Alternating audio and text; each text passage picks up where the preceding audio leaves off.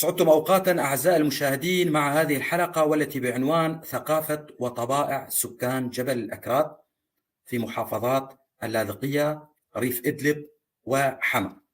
الأستاذ منصور حسنو من جبل الأكراد، تعرفت عليه من جديد عن طريق وسائل التواصل الاجتماعي الفيسبوك، فأحببت أن أستضيفه بعد أن قرأت له منشورا جميلا جدا يتحدث فيه عن كرديته وافتخاره بكرديته. فمرحبا بك أستاذ منصور. أهلا وسهلا بكم، وأنا سعيد جدا بمعرفتك وأرحب أيضا بالمشاهدين والمستمعين الأكراد والعرب سيا. طبعا سلاسل شعبا. أستاذ منصور، بداية أنت من أي قرية في جبل الأكراد؟ اسمي منصور حسنو، من قرية اسمها مزين بفتح الميم وكسر الزين المشددة، لأنه الناس تقرأها غلط أحيانا، مزين ما بعرف إيش. لا، فلاحظت أن أهل مزين يرفضون أن تسمى قريتهم إلا باللحن الصحيح، مزين. هذه القرية تبعد عن اللاذقية، مدينة اللاذقية، تقريبا 35 إلى 40 كيلومتر، وهي من أجمل القرى، ليس لأنها موطني أو مسقط رأسي، ولكن فعلا هذه القرية جميلة جدا وتتبع لمنطقة الكل متفق على أن هذه المنطقة اسمها جبل الأكراد، يعني دون زيادة أو نقصان. حتى علماء الاستشراق الذين درسوا اللاذقية سواء عند الاستعمار الفرنسي، في مرحلة الاستعمار الفرنسي، اسمه جبل الأكراد. أكراد يعني هذا الاسم متفق عليه عند المستعمر الأجنبي أو حتى عند النظام السوري، يعني في المؤسسات، أنه هذا اسمه جبل الأكراد، وإن كان الخراج قيد مكتوب عليه عربي سوري رغما عنك، ولكن اسمه جبل الأكراد في العرف يعني. نعم. مزين ربما متأتية من الاسم الكردي مسين، أي الإبريق، إبريق الماء، نحن نقول عنه مسين ربما. والله احتمال كبير والله، لأنه فيها كثير من الينابيع يعني والأنهار. بعد ذلك سوف تخبرنا عن نبع قامشلو، حيث أنت نشرت على صفحتك. دعني أسألك عن دراستك باختصار. أنا تولد 1 نيسان 1974. عندما درست في قرية علوية، حتى أبين لك أنا من جبل الأكراد، وجبل الأكراد لم يكن فيه ثانوية إلا ثانوية واحدة بعيدة جدا في أعلى الجبال في سلمى، ما جعل أبي يسجلني في قرية علوية اسمها وطل خان، ولكن في العرف اسمها كفرية تحتانية، يعني في عندنا كفرية الفوقانية وكفرية التحتانية. فأبي سجلني في هذه المدرسة، فكنت أمشي كل يوم 5 كيلومتر مشيا، وبالسيارة عبارة عن ربع ساعة تقريبا في الميكرو أو في الباص إلى هذه المدرسة. وأخذت شهادة الثانوية العلمي، ثم تطوعت في الجيش العربي السوري في الكلية الجوية في رسم العبود، وتخرجت برتبة ملازم، وخدمت في مطار حلب الدولي في مكان اسمه مصنع تعمير الطائرات، يعني كانوا يعملون تطويل لعمر الطائرة اللي بحاجة للصيانة، يعني يعطوها شيء من الحيوية الجديدة أو الصيانة، إلى أن جاء الوقت الذي كان يجب أن أترفع فيه لنقيب. تم زجي في سجن صدنايا، وبقيت في السجن إلى أن استلم بشار الأسد الحكم عن أبيه، فخفض الحكم من 6 سنوات إلى 4 سنوات، ولكن الحمد لله خرجت بعد 2 ويومين. بعد ذلك، ونتيجة البقاء في سجن صدنايا أخي علي، أخي الكريم، في صدنايا وجدت أن هناك في مشكلة في سوريا. هذه المشكلة تتعلق في الفكر والثقافة والفلسفة، ما جعلني أدرس الفلسفة وأغادر مزين أو اللاذقية إلى دمشق، وهناك درست وحصلت على إجازة في الفلسفة، وفي قسم تابع لجامعة الأزهر طبعا، ودرست في مدرسة خاصة إلى أن تم كشف أمري. عرف الأمن أنني أدرس في هذه المدرسة، ما جعل أيضا مدير المدرسة وهي مدرسة شهيرة جدا، يعني مدرسة المحسنية، الكل يعرف مدرسة المحسنية اللي تابعة التي بناها الشيخ محسن الأمين في سوق مدحت باشا. أيضا الأمن قام بين قوسين بطردي من التعليم مرة أخرى. طيب نعم. أستاذ، هل لك أن تحدثنا عن جغرافية جبل الأكراد، امتداده؟ نعم. يعني هناك شيء متفق عليه في حدود جبل الأكراد، وهناك شيء مختلف عليه. المتفق عليه أن جبل الأكراد يحده أستراد أو طريق حلب اللاذقية، وما يعني فينا نقول في الاتجاه الشرقي لهذا الأستراد يقع مجموعة من القرى. هذه القرى متفق عليها أنها أكراد. المختلف عليه القرى التي تقع مثلا غرب الأستراد مثل بدامة على سبيل المثال. هناك بعض المثقفين الذين أعرفهم من بدامة اللي هي أعداد سكانها كبير جدا يقولون نعم نحن أكراد، ولكن هناك أناس ينكرون هذه الهوية. ولكن قرى جبل الأكراد الذين يفتخرون بعشائرهم وانتمائهم وأجدادهم في هذه القرى التي أذكرها لك على سبيل المثال: دورين، سلمى، مزين، طعومة، دويركة، عكو، آرة، كفرتة. هذه القرى اللي مجموعة ممكن نقول 100,000 نسمة وأكثر، لأنه في ناس أيضا هاجروا إلى المدينة وسكنوا في اللاذقية. يعني التعداد ممكن نقول من 100,000 إلى 130,000 نسمة. هذول فينا نقول لا خلاف أن هذه قرى كردية، وقد تصل إلى يعني إذا واحد زار سلونفي أو عرامو، يعني حتى تلك الحدود هناك قرى يمكن أن تطل عليها على حما، هذه قرى كردية، وصولا إلى ريف جسر الشغور مثل دوير الكراد. يعني دوير الكراد هي تسمية تحريفية، هو دوير الأكراد اسمه. مثل أخي علي على سبيل المثال، في ناس إذا تذكر أول الثورة في ناس بالإعلاميين يخطئون يقولون كفر نبل. هي ما كفر نبل، الناس تقول كفرنبل، يدغمون الكلمتين مع بعض. فالإدغام لا يعني أن تلغي التسمية، كما فعل أحد الأخوة الذين تعرفه جيدا عندما سمى جبل الكراد. في الكتابة لا يجب أن تسمى جبل الكراد، لأن هذه كلمة لا معنى لها. هذه كلمة تستعمل في اللغة الدارجة الشعبية جبل الكراد، لكن هو اسمه جبل الأكراد. يعني التعريف ضرورية، لأنك عندما تزيح التعريف من هذا المسمى كأنك يعني تشير بطريقة بنية حسنة أو بنية سيئة أنه نحن لا نعرف ما هي هويتنا، وهي مشكلة بصراحة. نعم، إذا كما فهمت منك جبل الأكراد يمتد من اللاذقية إلى ريف إدلب، ويشمل أيضا قرى كثيرة نعم.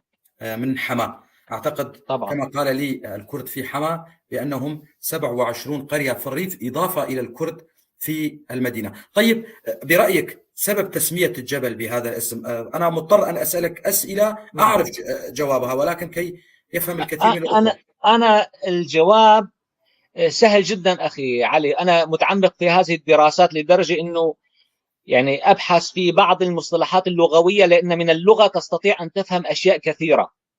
يعني حتى أنت عندما تدرس ثقافة شعب ما وتعرف أن في هذا الشعب على سبيل المثال هناك شتيمة اسمها ورصاص.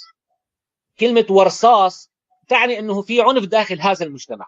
فهمت علي الفكرة؟ يعني عندما تجد مفردة تستعمل بشكل كبير في مجتمع، أي مجتمع كان، فيجب أن تبني على أن هذه المفردة اللغوية يمكن أن تكتشف منها شيء يفيدك في فهم هذا المجتمع. نأتي إلى جبل الأكراد على سبيل المثال. أهل اللاذقية عندما يأتي إليهم ضيف من جسر الشغور أو إدلب أو ريف حلب ويستوطن اللاذقية يقولون عنه شريقي.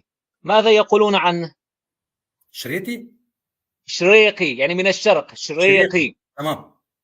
أيوة، وهو تعبير ربما يكون عنصري أو تمييزي، بمعنى أنه هذا ليس من أهل المدينة، اسمعوا يا قوم هذا ليس من أهل اللاذقية. طبعا هو للأسف الشديد تعبير عنصري. بينما أهل جبل الأكراد عندما ينزلون إلى اللاذقية ويستوطنون فيها لا يقال عنهم الشريقي، بل يقال جاء من جبل الأكراد، هذا كردي، أنتم أكراد. هذا ما تعارف عليه أهل اللاذقية. عندما تراجع الأفرع الأمنية أو مؤسسات الدولة، من وين أنت؟ مزين، جبل الأكراد. يعني حتى لو ما موجود في الأوراق في الببير إنه أنت من جبل الأكراد، عندما يعرف بيت حسنه أنتم من جبل الأكراد، أنت من قرية وادي الشيخان، أنتم من جبل الأكراد. يعني حتى الأمن يعترف إنه هذه المنطقة كردية. هذا الأمن البعثي. فكيف إذا خضنا أكثر في التاريخ ودرسنا كيف جاء هذا الشعب وكيف استوطن هذا الشعب، سوف نكتشف كثير من المعلومات التي تثبت أن هوية الجبل كردية. أنا حتى لا يفهم كلامي خطأ أخي علي، كل الشعوب تدرس تاريخها وتفتخر به. يعني حتى الألمان هناك الألمان يقولون هذه اللغة ألمانية عليا وهذه لغة ألمانية سفلى. يعني لا الشعوب المتطورة لا تستعير أو تتأفف من دراسة تاريخها. فهمت علي؟ لا أحد، يعني هذا تاريخ. لماذا عندما تطرح القضية الكردية أو الهوية الكردية على محط البحث أو على طاولة التشريح، الكل تتضخم أذنه ويطول لسانه، وكأن الأكراد دائما لازم ينظر إليهم على أنهم نخب ثالث ولا يحق لهم أن يفتخروا بهويتهم الكردية.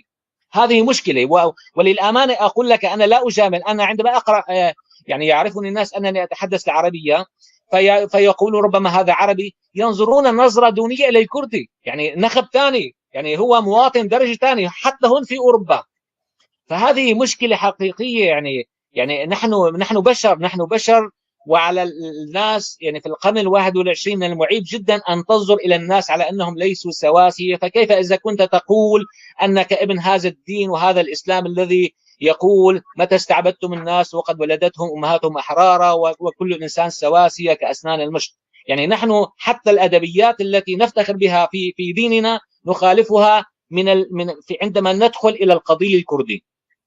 وأنت تذكر عندما قامت انتفاضة 2004، يعني الشارع السوري بشكل عام لا بقلم بدون دولة، هالعرصات يعني بين قوسين، صح ولا لا؟ هذا هو، يعني بدهم دولة، رغم أنه الناس نفسها تعاني من الاستبداد وتعاني من الظلم والفقر الشديد، ومع ذلك عندما تخرج إلى السطح القضية الكردي الكل يصبح يعني بعثي أكثر من البعثيين.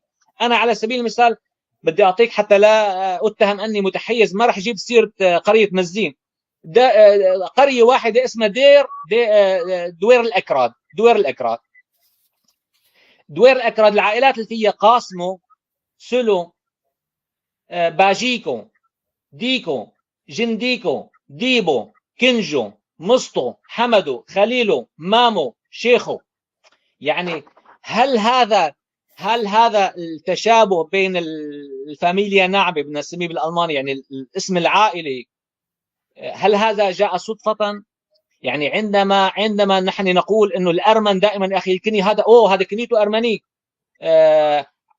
اجوبيان، شركسيان، سيميرميان، عندما ياتي هذا الوزن في العائله لاي عائله سوريه نقول هذا ارمني، صح ولا لا؟ صح. فهناك بعض الامور التي تشير على ان جذور هذه العائلات كرديه قولا واحدا. بل اني ازعم ان حتى العلويين الذين تنتهي عائلتهم في هذا هم من أصل كردي. يعني أدركوا ذلك أم لم يدركوا؟ صح. لذلك أريد أن أسألك عن تاريخ مجيء الكرد إلى جبل الأكراد، استيطانهم فيها. والله أنا بحسب، ربما سوف تسمع رأي جديد يعني لم تسمعه من قبل، لأنه أنا ما أحب يعني أن ألقي بالكلام جزافا، لكن أنا برأيي الأكراد جاءوا على مرحلتين. مرحلة أولى لها علاقة في الحروب الصليبية أمام الدولة الأيوبي، وهناك ناس أصليين ضمن هذا الجبل، لأنه لدينا أخي علي في جبل الأكراد آثار ما قبل الرومانية. لدينا آثار تدل على الحياة ما قبل الرومانية. ولو كانت قرية مزين على سبيل المثال في فرنسا أو في ألمانيا لرأيت مجموعة من الأنثروبولوجيين والعلماء الآثار يعني يريدون أن يكتشفوا شيء. لماذا هذه الحجرة بهذا الشكل؟ لماذا هناك ألعاب ضمن الحجارة؟ هناك يعني واضح في عندنا نواغيص، يعني مثل بيوت التي ذكرت في القرآن: وتتخذون من الجبال بيوتا لعلكم تعرشون. يعني في آية إنه الناس اتخذت من الجبال بيوتا، نحن لدينا بيوت في ضمن الجبال، ولدينا آبار تدل على أنه في حياة بشرية قديمة جدا في هذه المنطقة. لكن ما هي أصولهم برأيي هذا موضوع كبير جدا. لكن هناك حملة كبيرة ضمن الدولة الأيوبية استوت، وكانت من سياسة صلاح الدين، وهي سياسة أنا برأيي تعلمها صلاح الدين من عمر بن الخطاب، لأنه عمر بن الخطاب كانت سياسته في الفتوحات أن يجعل الجنود نفسهم عندما يدخلون إلى مكان يستوطنون في هذا المكان ويستصلحون الأراضي. فعلى ما يبدو أنه الدولة الأيوبية كانت تعتمد على نفس النهج، منا أنه هدول تابعين لنا، هدول الناس ثقة تابعين لنا، ومنا أنه كمان بيستصلحوا هذه الأراضي وهذه الجبال. فقولا واحدا، من شوف أخي علي، هناك في ألمانيا في علماء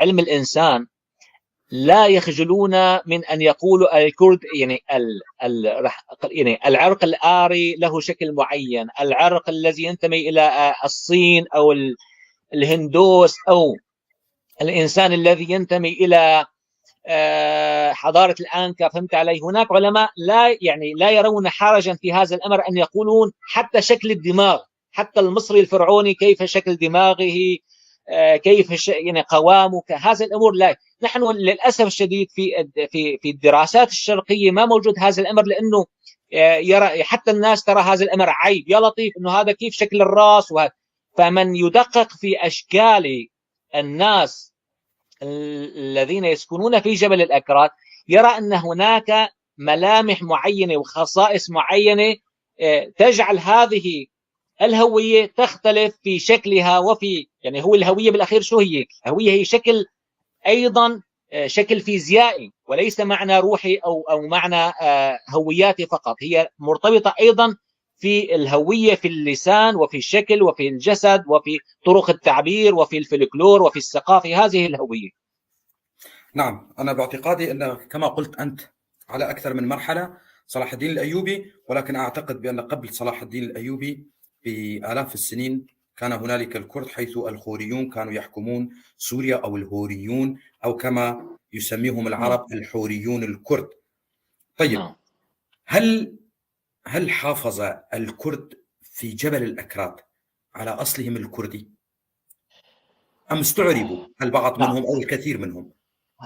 هلا أنا برأيي موضوع اللغة للأسف نحن أمة لا توثق شيء.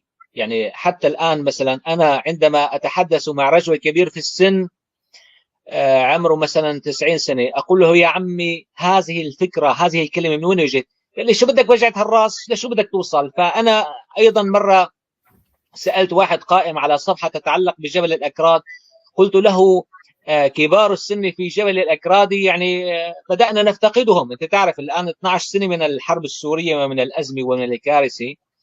فقلت لهم هؤلاء الكبار في السن هذول الثروة لنا، علينا أن نسألهم عن بعض الأمور حتى ما تروح مننا. فقلت له الرجاء أن تكتب على صفحة الفيسبوك متى كان تأسيس أول مسجد في جبل الأكراد، لأن المساجد جديدة في جبل الأكراد، وهذه معلومة يعني مهمة جدا بالنسبة للباحث، لأنه أي مجتمع بشري عندما يتجمع ويتكون أول ما يفكر به الشيء الروحي الذي يجمع هذه الجماعة البشرية. صح. لذلك هون في أوروبا لا تجد قرية أو مدينة إلا والكنائس فيها في كل مكان، صح ولا لا؟ صح. أليس عجيب أن نقول أن في جبل الأكراد هناك شعوب وجماعات، ولكن المساجد أقدم مسجد ربما يكون عمره ربما فقط 100 سنة. يعني هذه معلومة خطيرة، يمكن أن نكتشف شيء معين من خلالها. لماذا؟ هل كان يعني الدين رح نقول بين قوسين رخوا عند تلك الجماعات، بمعنى الإسلام ليس حاضر وإنما هو اكتفاء بالعمل الزراعي وإنه نحن نعبد الله؟ هل ربما كانوا على ديانة غير الإسلام؟ هذا السؤال الثاني. هل من الممكن أن تكون ديانتهم باطنية؟ هل من الممكن أن يكون متأثرين بالصابئة أو الإزيدية أو الديانة الكردية، يعني الجماعة الأقلية الكردية؟ لا نعرف. يعني هذا السؤال مهم، وهذا لا يعني أنني ضد الإسلام، بالعكس الحمد لله يكثر خيرهم للي عمرونا المساجد يا سيدي. ولكن أريد، لماذا هذه الجماعات البشرية لم تفكر أول ما تجمعت في جبل الأكراد أن تنشئ مسجدا ولو صغيرا من 5 أمتار؟ هذه يعني في الحقيقة شيء ملفت للنظر ويجب البحث عنه. صح. والإجابة عنه. صح. وبرأيي أنا موضوع اللغة ليس فقط اللغة أستاذ، الأصل الكردي. نعم. الأصل الكردي. نعم. يعني هل حافظوا على أصلهم الكردي؟ نحن كرد لكن نسينا اللغة مثلا. هذا لا شك في ذلك، لا شك في ذلك. يعني عندما يجلس الحفيد في قرية مزين مع جده، أو الحفيد في قرية دورين، أو الحفيد في قرية سلمة، فيسأل جده: هلا نحن أكراد جده؟ بقول له: لكن شو لك ولا نحن؟ ولك شو نحن لك؟ فهمت علي؟ يعني أنا جدي يقول هذا الجب، ولكن شو نحن لك؟ وانتبه لهذا الكلام. ولك شو نحن لك؟ يعني شو معناته إذا أنت عم تعريني من ثيابي، إذا أنت بتقول أنا ماني كردي، معناته أنت نزعت هويتي. ما خالص أنا، لأنه ما في نقول عن حالي عربي، لأنه أنا كردي، معروف أصلي وكيف جيت وشو عشيرتي وشو انتمائي. أما نسيان اللغة فللأسف الشديد، أنت تعرف أنه لما بنحكي نحن على القرن السادس عشر، يعني القرون الوسطى، إذا كانت المدن لم تكن متطورة بهذا الشكل، فكيف في قرى نائية، تجمعات صغيرة؟ يعني نحن الآن عم نقول عن ضيعة الآن عدد سكانها 1000 نسمة إلى 3000 نسمة، هذا هو الوسط في جبال الأكراد.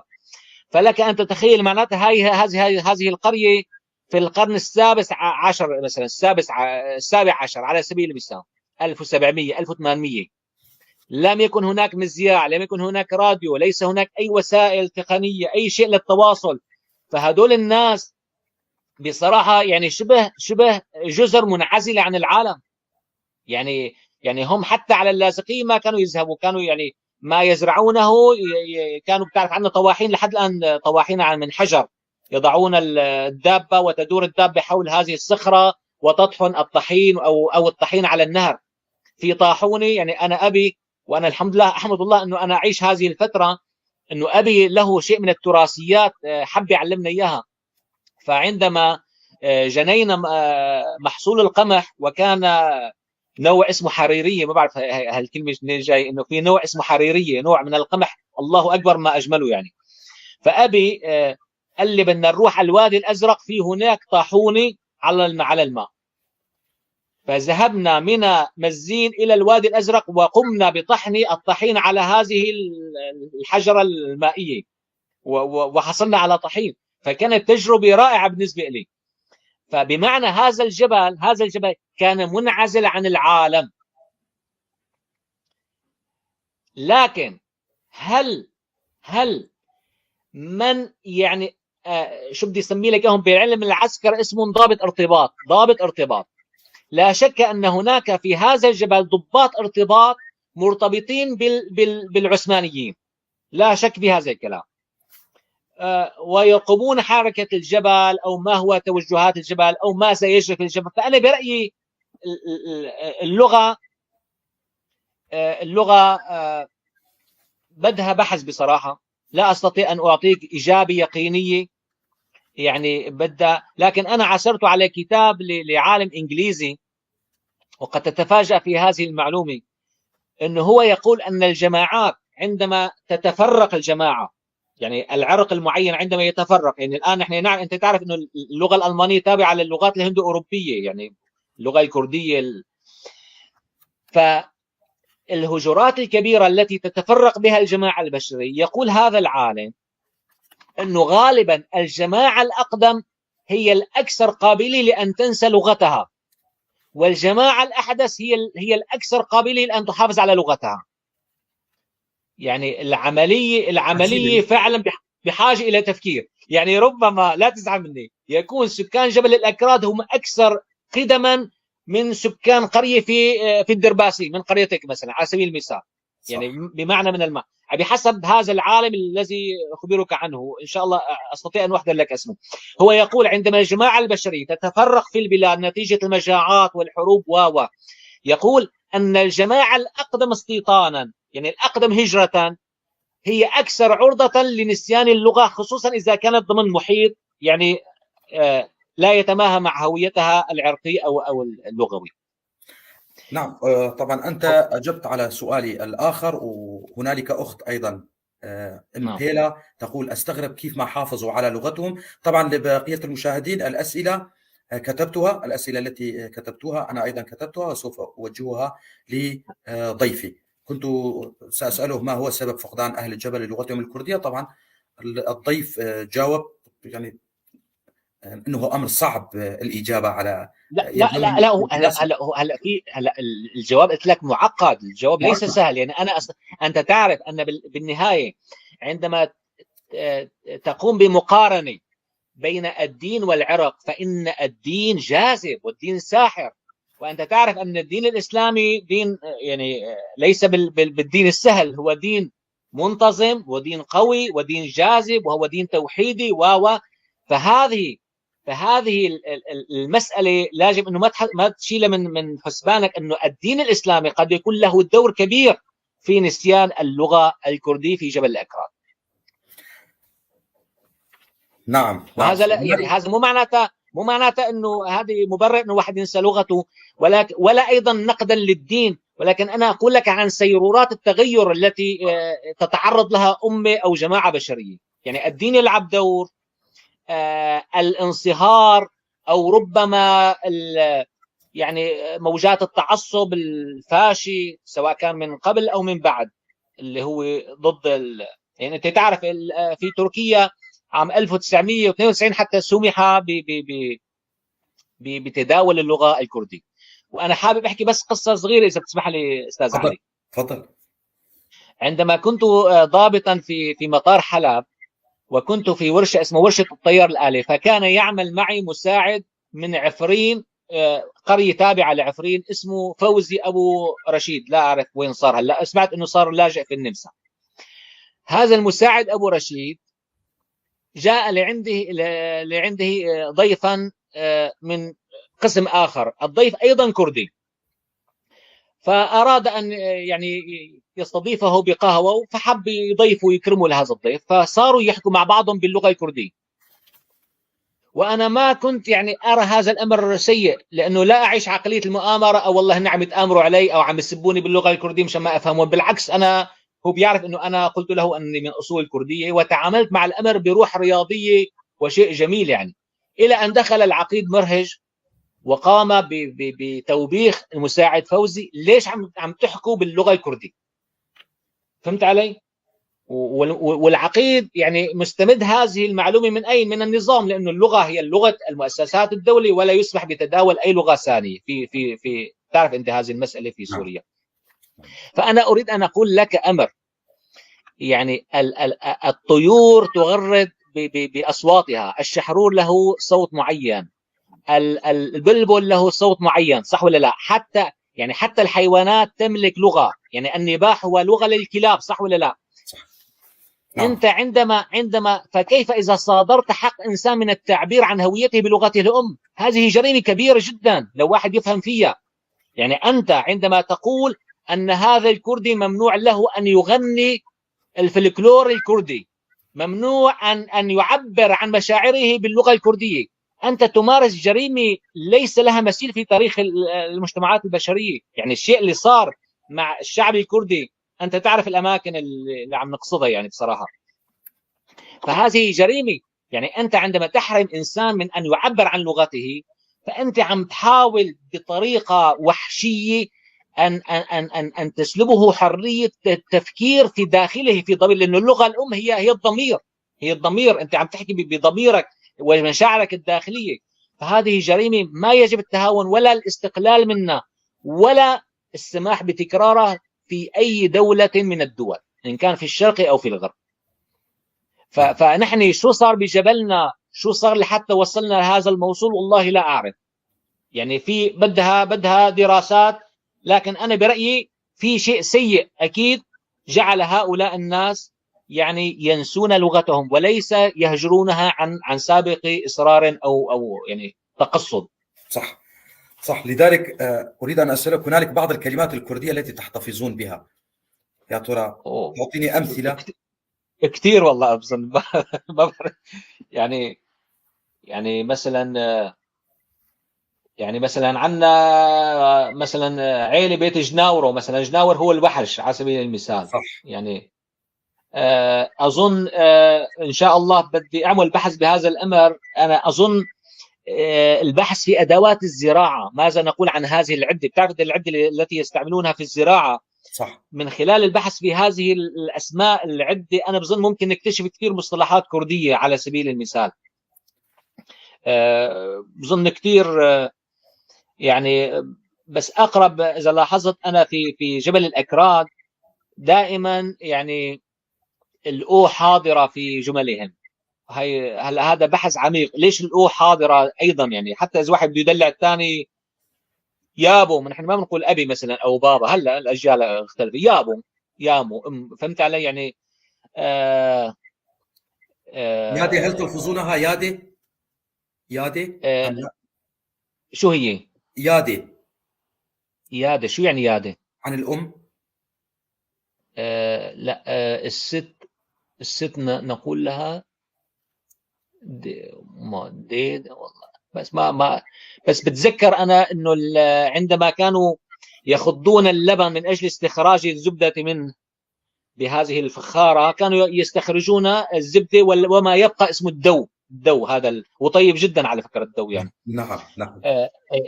من خلال هذه التعابير فينك تعرف انه هاي يعني ما يتعلق في المأكل والمشرب وعدة الزراعة، تستطيع ان تكتشف بعض المصطلحات. او مثلا يعني اضربوا، يعني ليخو كف مثلا، ليخو عنا ليخو. عندكم ليخو؟ ليخو ايه عنا اياها، نعم. ليخو يعني اضربوا بالكردي. نعم. عنا على سبيل المثال قلت لك يعني انا لما عم اقول لك بالقرن السابع عشر او الثامن عشر ما في اي تقنين للتواصل.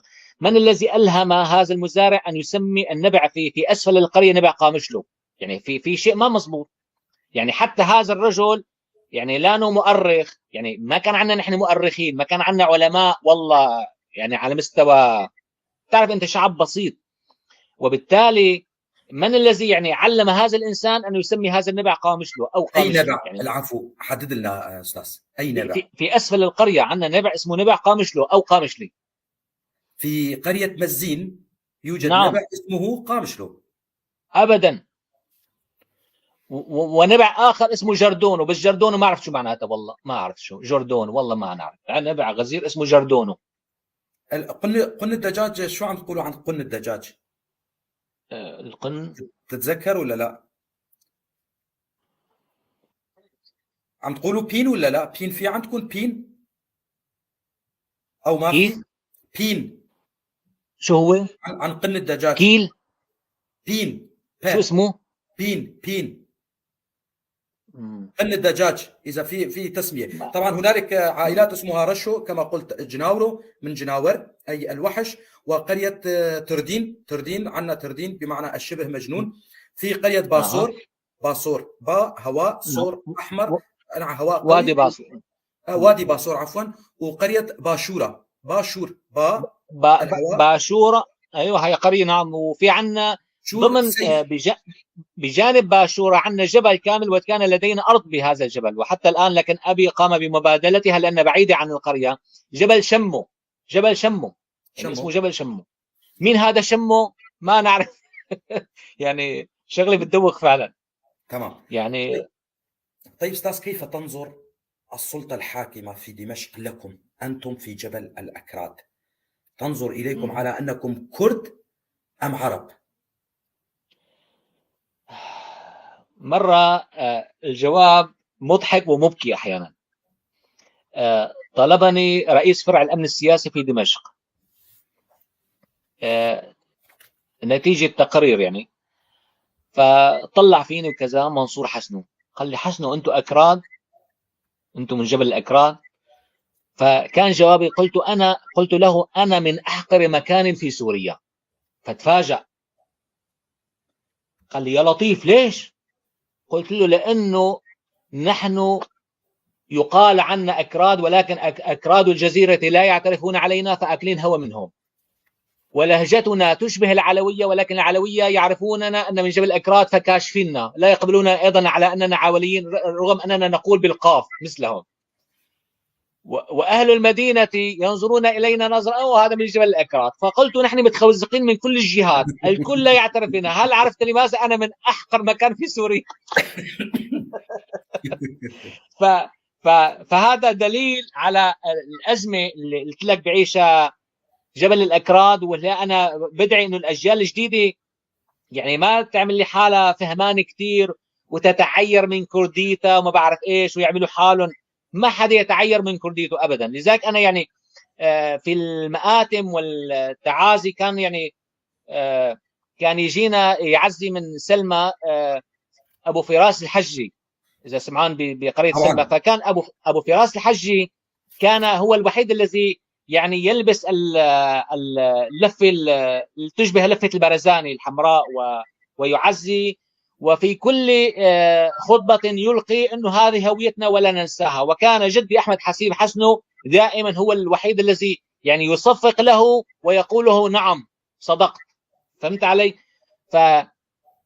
فأنا برأيي يعني هذا فولكلور. أبي لما كان يروح على الصيد أيضا، لما يكون يروح على الصيد على الجبل، يعني هذه العادات ما بتجي عن عبث. فهمت علي؟ يعني أنت تعرف واحد طريقة لباسه لما كان يعني يحط اللحشة يحطها بطريقة واضحة أنه كردية، لحشة حمراء. أبوي بعمره ما لبس لفحة سوداء،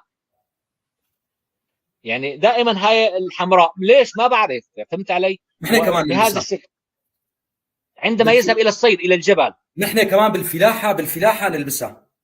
أيوة نعم هذا بالأرض. نعم.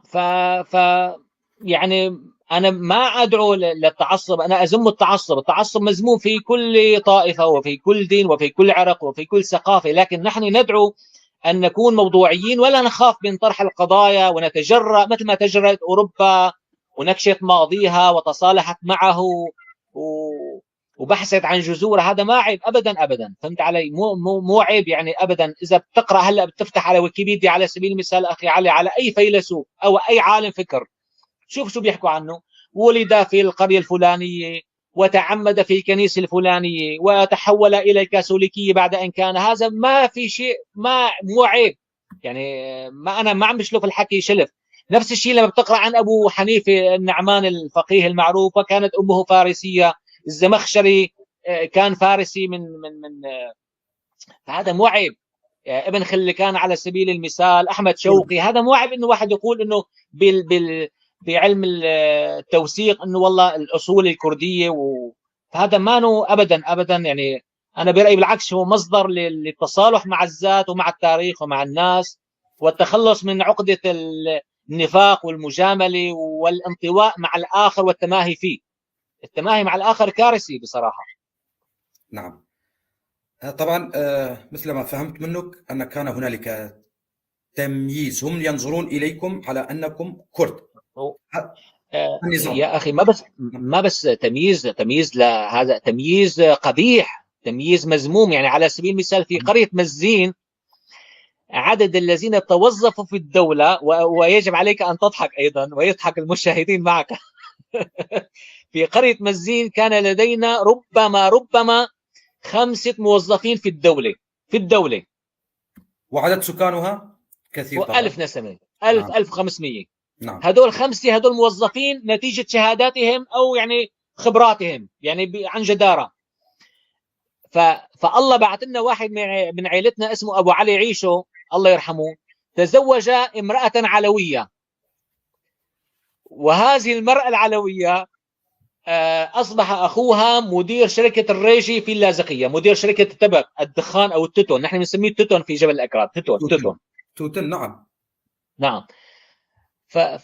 فأهل جبل الأكراد ذهبوا إلى مزين، ذهبوا إليها يعني ويباركون بالعرس، وأصبحت سهرة يعني هي علوية، ولكن فعلا لم أرى مثل أخلاق هذه المرأة بصراحة، يعني رحمة الله عليها. فقالوا لها ساعدينا بصراحة بدنا نوظف الشباب عنا الشباب، فقامت بتوظيف 20 رجل من القرية. فهمت علي الموضوع؟ يعني هذا بدلك شقد في مشكله عنا يعني. وقس على ذلك القرى الاخرى. للاسف الشديد حتى المدارس عمرت جديدا في جبل الاكراد. يعني حتى المدارس اللي هن مع التعريب وكانوا بدهم يعربوا الناس، المدارس المبنيه بشكل حديث ايضا لم تكن قديمه في جبل الاكراد. إذا وكانوا، وانا تفضل. برايي الأعراس والحفلات قبل أن يدخل التعصب والتلفزيونات والبروباغندا الإسلامية عن طريق الفضائيات الدينية، جبل الأكراد يتميز بتدين بسيط ولا أجمل منه في العالم. وأنا برأيي تدين جبل الأكراد هو تدين ليبرالي دون أن يعرف ما هي الليبرالية. يعني متسامح، منفتح، محب، كما هي. يعني جمع الشعب الكردي في جبل الأكراد بين خصائص الإسلام الطبيعية والفطرية وبين خصائص العرق الكردي المعروفة عبر التاريخ، اللي هي الطيبة وكرم الضيافة والشهامة. يعني نحن على سبيل المثال بدي أعطيك دليل كبير جدا على أصولنا الكردية، ولا أعرف إذا كانت موجودة عندكم هذه المسألة. في جبل الأكراد إذا صار عندنا حادثة كبيرة وأدت إلى مقتل أحد، يعني طبعا وهذه نادرة ما تصبح في المجتمعات المدنية أو الإسلامية، رح نقول اللي عنده ثقافة إسلامية، بتعرف في شيء اسمه دية. حتى بالقرآن نص إنه في دية، يعني لازم تدفع إذا قتل خطأ دية. عندنا في قرية مزين أو القرى المحيطة فيها ما يعرفون، يعتبرونها عيب. شو دية وما دية وما بعرف إيش، وفهمت علي؟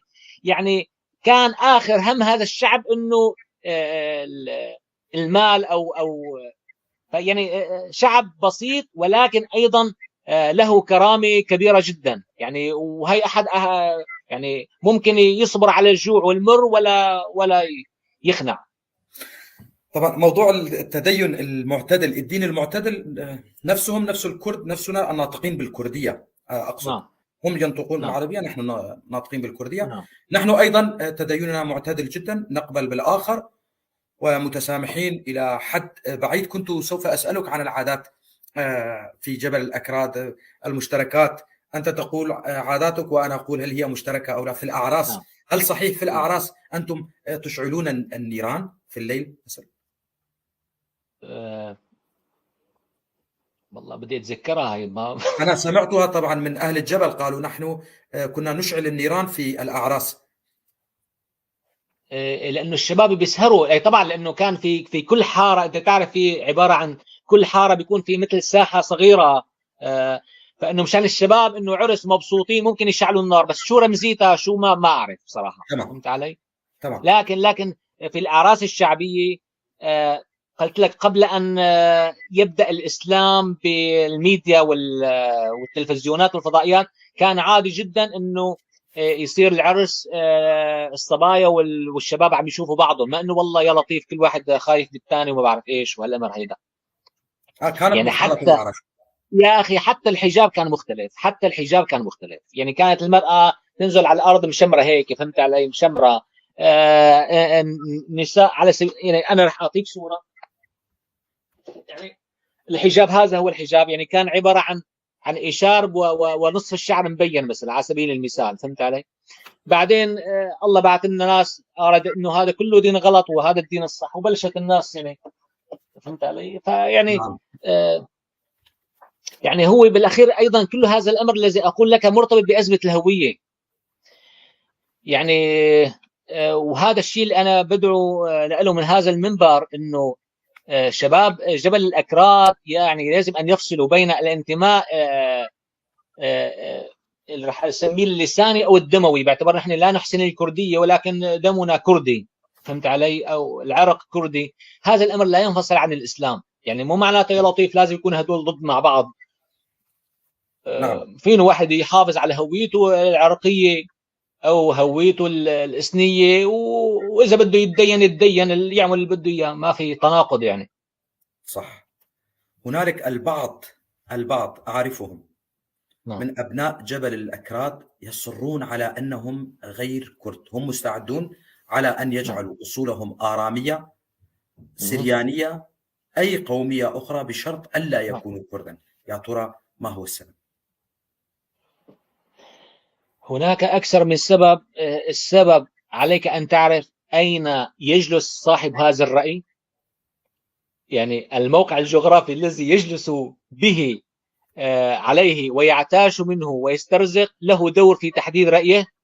اثنين، السبب الثاني أخ علي، أن البعض يرى أنه الأكراد كمان ماشي منيح، يعني شوفوا شو عم يعملوا كمان ما بدنا. فهمت علي؟ يعني البعض أيضا له هذه الوجهة نظر. الرأي الثالث يرى أن السلطة باقية وإلى الأبد الآبدين، فيا أخي شو بدي من هالعلقة هذه؟ يعني شلون لا بقول عن حالي فينيقي ولا بقول عن حالي كردي، لأنه الفينيقي عادي هلا صار نغمة النظام، بتعرف أنه إذا واحد قال عن حاله سرياني أو فينيقي لا هي ما هي مشكلة، بس كردي مشكلة. صح. فيعني عليك أن تعرف هذه الدوافع. لكن عندما تتوازن هذه المجتمعات، لأنه الآن الكل طايش حجره، لا تفكر هلا العلوي طايش حجره والكردي طايش حجره والسني طايش حجره والدمشقي والحلبي، الكل فايد ببعضه، الكل غير متوازن لا نفسيا ولا سياسيا ولا اجتماعيا ولا حتى على مستوى رغيف الخبز غير قادر على هذه الأمور كلها عم تلعب دور في عدم خلق بيئة صحيحة لأن الكل يعبر عن رأيه.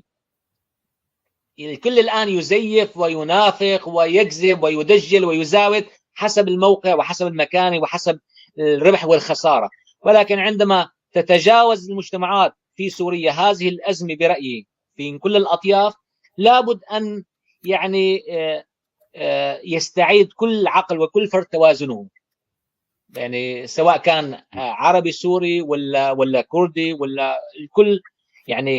يعني لا يمكن لعاقل أن يقول أنه أنا على سبيل المثال ضد تهجير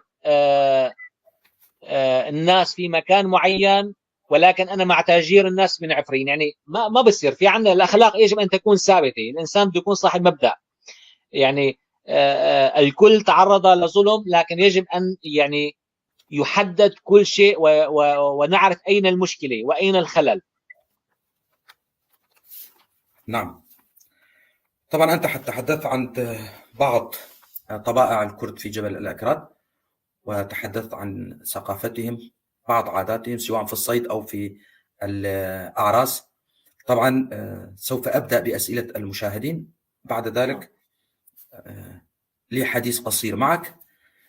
جين علي يسأل بالنسبة للزواج، هل تتزوجون من قوميات أخرى سواء أن الشباب أو البنات؟ نعم أو لا؟ الجواب أن رجلا كرديا من معبدة، شو اسمه الآن بالكردي لا أعرف، معبدة قركيلقي، كان يخدم في العسكرية في اللاذقية، وتعرف على قريبة لي من بيت بقداش وتزوج بها وأخذ معه، ونمت في بيتهم يومين أو ثلاث في قامشلو. إذن تزوجت من كردي. نعم. فهذا الأمر ما في مشكلة. في قريتنا على سبيل المثال هناك أكثر من عائلة من أصول علوية وبقوا في جبل الأكراد، وأصبح تزاوج فيما بينهم. وهناك ناس أيضا يعني شباب تزوجوا علويات، وهناك علويين تزوجوا سنيات عربية، يعني كرديات من جبل الأكراد. يعني تعرف أنت الأمر كثير منفتح بهذا الأمر. جبل الأكراد قلت لك جبل غير متعصب في تحقق شروط معينة طبعا، اللي هي القبول والحب وهالأمر هذا، ما أنه غصب أيضا يعني. نعم.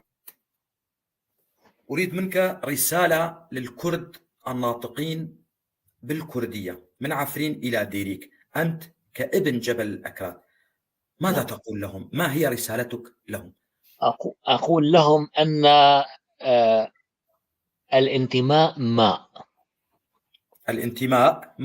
ماء، وبالتالي طالما الكردي وهو يشرب هذا الكأس الماء يشعر أنه يشربه بالطريقة الكردية وبالأنفاس الكردية، فهو كردي حتى لو لم يكن يحسن الكردية. جميل. نعم. أتمنى أن تصل هذه الرسالة وهي مفهومة. وبالعكس هذا جزء من تطور العقلية الكردية الثقافية والعالمية. يعني نحن عم نحكي ثقافي لنرفض أنه حلم.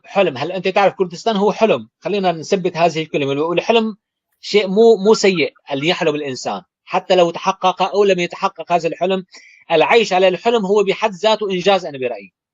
وبالتالي تطور المعنى الكردي، الروحيه الكرديه اذا سميناها، اذا صحت التسميه الروحيه الكرديه، يعني بمعنى من المعاني هي اشمل من اللسان الكردي. يعني اللسان هو جزء من الهويه، لكن الروحيه هي جزء ايضا من الهويه.